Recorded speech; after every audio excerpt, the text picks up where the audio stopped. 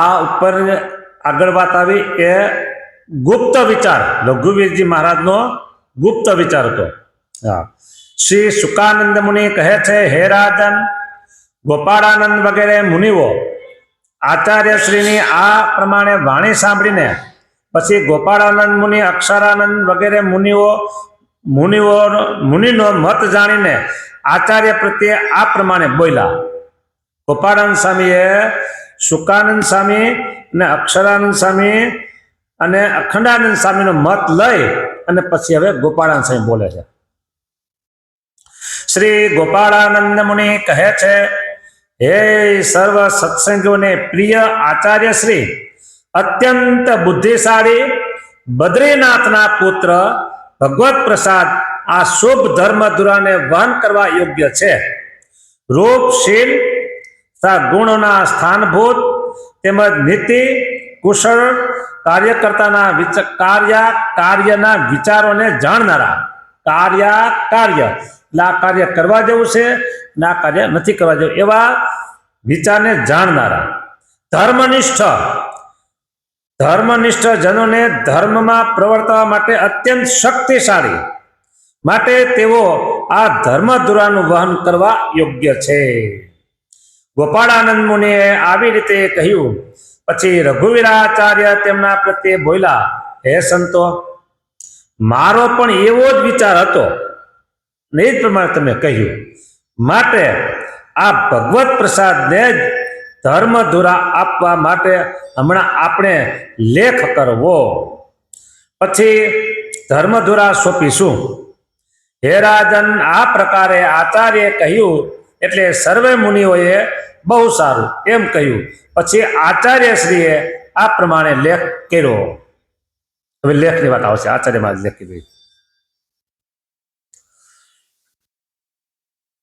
ભગવત પ્રસાદજી મહારાજે વચનામૃત ઉપર ટીકા કરેલી છે, બીજા શાસ્ત્રોની ટીકા કરેલી છે. પોતે વિદ્વાન હતા, શાસ્ત્રની રચનાઓ એને 3-4 કરેલી છે. અને ગઢપુર માહિતમ, પછી ઉન્મત ગંગા માહિતમ, કેલા નદી, એ બધા એને લખેલા છે પુસ્તકો. ધર્મધુરા સોંપવાનો લેખ. મારા ભાઈ બદ્રીનાથના પુત્ર આ ભગવત પ્રસાદને મેં મારા દત્તપુત્ર નિશ્ચિત કર્યો છે.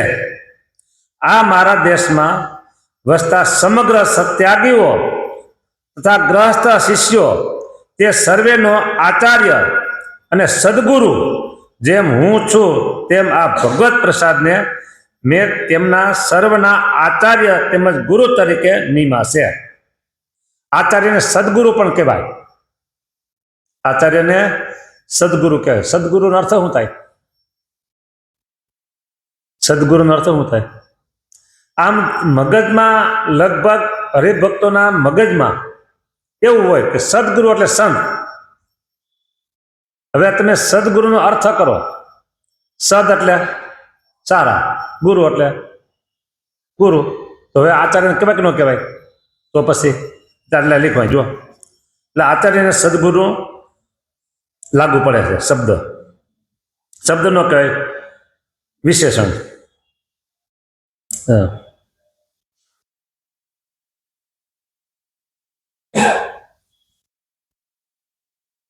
આ મારા દેશમાં વસતા સમગ્ર ત્યાગીઓ તથા ગૃહસ્થ શિષ્યો તે સર્વેનો આચાર્ય અને સદગુરુ જેમ હું છું તેમ હવેથી, આમાં હવેથી એટલે કે હું બોલું છું, હવેથી આ ભગવત પ્રસાદને મેં તેમના સર્વના આચાર્ય તેમજ ગુરુ તરીકે નિમાશે. આ અહીં વૃત્તાલયમાં લક્ષ્મીનારાયણનું મંદિર, ધોલેરામાં મદન મોહનનું મંદિર, ગઢપુરમાં શ્રી ગોપીનાથનું મંદિર, જુનાગઢમાં રાધારમણ દેવનું મંદિર, તે અને બીજા સર્વે મારા જે મંદિરો છે તે તથા મારા દેશમાં જે પૃથ્વી ભુવનો ધરો ધન વગેરે જે છે તેમજ આગળ જે થશે તે સર્વે મેં આ ભગવત પ્રસાદને સમર્પણ કર્યું છે.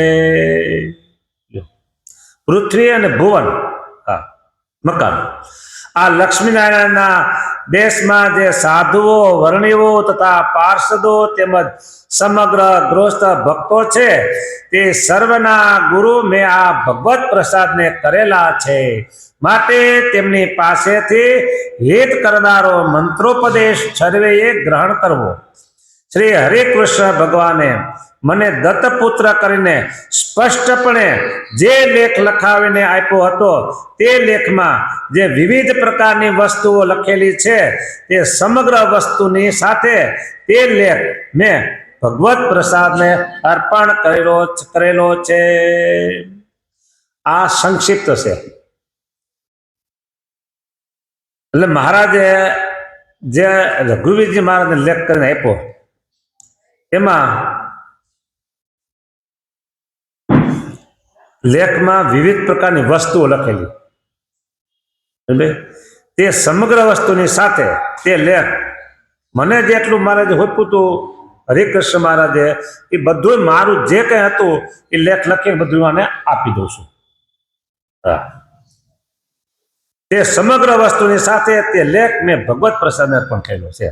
વળી સર્વે સંતો, વર્ણિઓ, પાર્ષદો તથા સત્સંગીઓ પોતપોતાના ધર્મમાં રહીને હંમેશા જેવી રીતે મારી આજ્ઞા પાલન કરે છે, જેવી રીતે મને સેવે છે, તે સર્વેએ તેવી રીતે ભગવત પ્રસાદની શુભ આજ્ઞાનું પાલન કરવું. શ્રી હરિએ રચેલી શિક્ષાપત્રીને અનુસરીને આચાર્ય પદ ઉપર રહેલાએ દરરોજ વર્તવું. શ્રી હરિએ રચેલી શિક્ષાપત્રીને અનુસરીને આચાર્ય પદ ઉપર રહેલાએ દરરોજ વર્તવું અને સાધુ, વર્ણી વગેરેને વર્તાવવા, પોતે વર્તવું અને આ બધાને વર્તાવવા. હે રાજન, રઘુવીરજીએ આ પ્રકારનો લેખ લખાવી તેમાં પોતાની સહી કરી અને સદગુરુ ગોપાળાનંદ સ્વામી, સદગુરુ અક્ષરાનંદ સ્વામી, સદગુરુ અખંડાનંદ વર્ણી તથા પુરાણી ભોળાનાથની સાક્ષીની સહી કરાવી પછી રઘુવીરાચાર્ય તે લેખને પટારામાં મુકાવ્યો. ઇતિ શ્રી અધ્યાય 2, 3, 4 ને 5 પૂરા થયા. હવે અધ્યાય આવે છે 6, 7, 8 અને 9 ભેગા બધા. ભગવત પ્રસાદને ગાદી સોંપવાનો વિચાર. શ્રી સુકાનંદ મુનિ કહે છે, હે રાજન, આજે સારાંશ છે ને એમાં મારા ઘરનો શબ્દ મેં એક નાખ્યો નથી, પણ જે વધારાની વાત હતી ને એ મેં કાઢી નાખી છે, એટલે સંક્ષિપ્તમાં કર્યું. શું કામ સંક્ષિપ્તમાં કર્યું એના તમને 2 વાત કરું. 2 વાત. એક તો આ ગ્રંથ બહુ મોટો હતો અને આજથી લગભગ 25 વર્ષ અને બીજા 10 લગભગ 35 વર્ષ પહેલાની વાત છે. ત્યારે પૈસાની આટલી બધી બોલબાલા નહોતી. છાપે કોણ? હવે આખો મોટો દળદાર એ તો કોઈ છાપેમાં હતા જ નહીં. એટલે મને એવો વિચાર થયો કે ટૂંકમાં હોય ને તો છપાય. અને આ આખો જે હરિલીલા કલ્પતરુ ગ્રંથ અમારા હરિપ્રસાદ સ્વામી, રાજકોટ ગુરુકુળના ભંડારી સ્વામી, એમને બહુ ગમતો. કારણ કે અમે ઠેકાણે સર્વપરિપૂર્ણ વાતો છે એટલે મને ગમતો. મેં આનું ખૂબ વાંચન કર્યું. તો તેથી તો આજથી 35 વર્ષ પહેલા તો હું તો તેથી નાનો જ કેવો. આજે મારા સાધુના 49 વર્ષ થયા આ દિવાળીએ, એટલે 15 વર્ષ તેથી સાધુ કહેવાય હું નાનો કહેવાઉં. અને આપણે કાંઈ તેથી પૈસો પાછો હતો નહીં, સંસ્થામાં નહોતો ને હરિભક્તોના ઘરમાં નહોતો. પણ કીધું આ કર્યું હોય છે ને તો કામ આવશે કીધું, એમ જાણી કરી નાખ્યું. અને પછી અમેરિકા ગયા જોગી સ્વામી, ત્યાંના એક હરિભગત એમના પત્નીના ગ્રંથ જોતો હતો. એટલે કઈ ગ્રંથ તો કે છે નહીં. પછી કોકે કીધું કે ધર્મપ્રકાશ સ્વામી કંઈક એમાં લખે છે ત્યાં. એટલે ત્યાંથી કાગળ આવ્યો મોટો બધો લખેલો અમેરિકાથી. એટલે મેં કીધું હા આવું કરું છું. તો કે છપાવવો છે. મેં કીધું હારા મારું તો ભગવાને ઓટોમેટિક બધું કરી દીધું. પછી હરિભગતના પત્નીને ઈચ્છા હતી, એટલે પત્નીની ઈચ્છા તમારે પૂરી કરવી જ પડે તમારે, બરાબર. એટલે હરિભક્તિ પૂરી કરી કરવી પડે ન કરવી પડે તઈ પછી ગ્રંથ છપાનો અને બે આવૃત્તિ ગુરુકુળમાં છાપી અને ત્રીજી આવૃત્તિ ભૂમેલમાંથી છાપી પછી નહોતો મળતો પછી. એટલે હવે એ ગ્રંથનો આવૃત્તિ આમ છપાનો બીજા નંબરમાં. ભાગવતના 18,000 શ્લોક છે અને આના છે 32,000 શ્લોક. બરાબર. એટલે અચિંત્યાનંદ બ્રહ્મચારી ને એવું હતું કે આ ગ્રંથ જેટલો મોટો થાય ને એટલો કરવો, જેટલો મોટો થાય ને એટલો કરવો છે. એટલે વિશેષણો લગાવતા ગયા, વિશેષણો ખૂબ વિશેષણો વાપર્યા અને વિસ્તાર કર્યો. એટલે પછી મને થયું કે આપણે ટૂંકમાં છાપવો છે, મૂળ વાત જાવી ન જોઈએ, મૂળ વાત ન જ આવી, વિશેષણો મેં કાઢી અને પછી આ ટૂંકો કર્યો. મૂળ વાત જે એનું હૃદય કહેવાય ને એ વાત એક જવા દીધી નથી. હા, એને ધ્યાનમાં રાખી અને આ ગ્રંથનું આવી રીતે કરેલું એ ભગવાનની કૃપા હતી એટલે થયું, નકર ન થાય. હા, અને તે ત્યાં મોબાઈલ નહોતા, કોઈ બીજું કાંઈ હતું નહીં, બે જ વાના હતા, ભજન ને ભક્તિ અને સેવા. બરાબર. અને મારે પ્રેસ વિભાગની સેવા હતી એટલે એમાં મારે લગભગ ઓછામાં ઓછી 10 થી 12 કલાક સેવા કરવી હોય. પણ પછી બીજા નવા સાધુ આવ્યા એટલે હું પ્રેસની સેવામાંથી પછી નિવૃત્ત થયો હતો અને ફક્ત પછી ઘનશ્યામની સેવા પૂજારી તરીકે એક સેવા હતી. એટલે પૂજારી તરીકે સવારની સેવા હોય, દિવસ દરમિયાન નવરો હોવો. અને બગીચાની સેવા હતી એટલે આખો દી બગીચામાં બેઠો હોવો અને આ લેખા કર્યું બગીચામાં બેઠા બેઠા. હા, બગીચો એટલે ફૂલ આગનો. હા હા, સ્કૂલની પાછળ નહીં, અત્યારે જે હાલમાં છે ને ખાણીપીણી બધું રસ્તો, મુખ્ય રસ્તો છે ને અંદર જવાનો દરવાજો, અંદર જવાનો જે મુખ્ય દરવાજો ત્યાં હાલમાં છે ને ત્યાં બધો બગીચો હતો, બે બાજુ રસ્તાની બે બાજુ.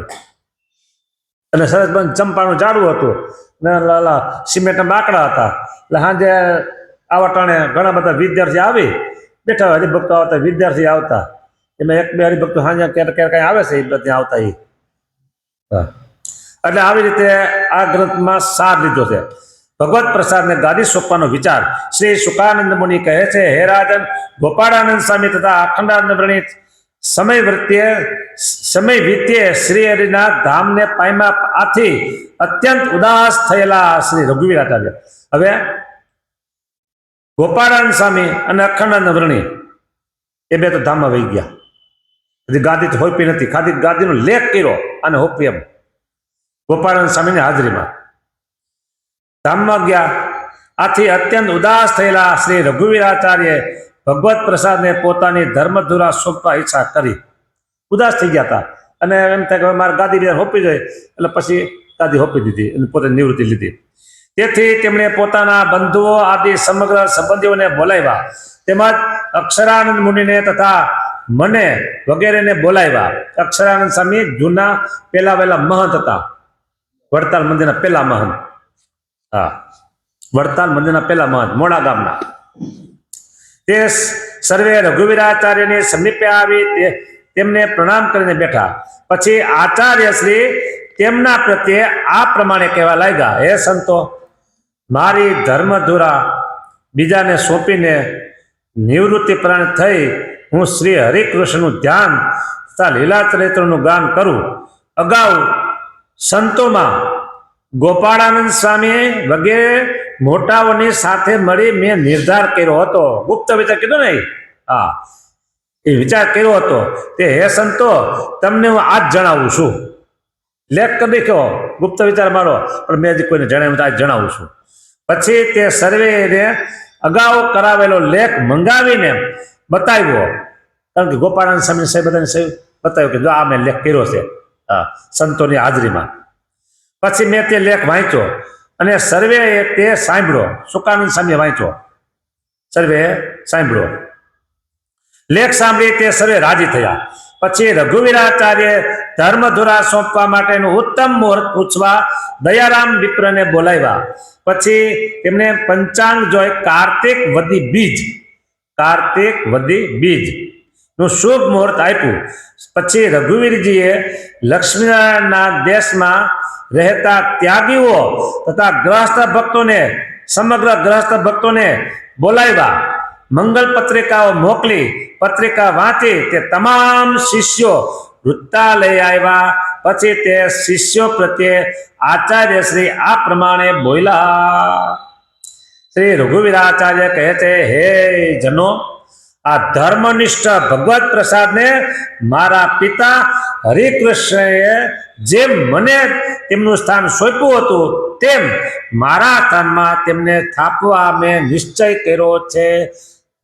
હરિકૃષ્ણ મારા પિતા એના સ્થાને મને બેસાડ્યો, એમ હવે મારા સ્થાને હવે હું આને બેસાડું છું. એમ હે રાજન, શ્રી રઘુવીરાચાર્ય આ પ્રમાણે કહ્યું. તેથી પ્રસન્ન થયેલા તે સર્વે ત્યાગીઓ તથા ગ્રહસ્થો હાથ જોડીને આ પ્રમાણે કહેવા લાગ્યા, હે ગુરુવર્ય, પ્રત્યક્ષ શ્રી હરિના પુત્ર આપે જે નિર્ણય કયો છે તેમાં અમે સર્વે અત્યંત પ્રસન્ન છીએ. તમારો આ નિર્ણય અમારે સર્વ પ્રકારે માન્ય છે. બુદ્ધિશાળી મનુષ્યો હંમેશા મોટાઓના શ્રેષ્ઠ મતને અનુસરે છે.